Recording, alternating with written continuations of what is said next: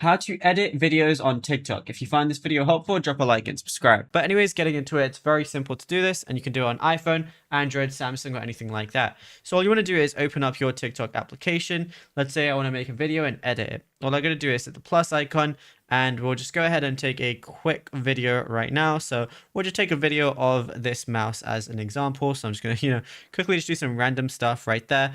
And then that's it. We got that saved. If I press this check mark. Okay, so now once you have the video on the right, you're going to see a lot of different options. So if I went ahead and click this settings icon, I can change who I want to send it to.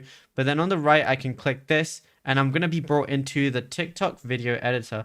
This is where you're going to be able to do a lot of things. So like, let's say I want to add like an edit. Maybe I want to split, replace, delete, change the speed of something, the crop. There's so many different things you could do. Like you can add effects to it in certain places.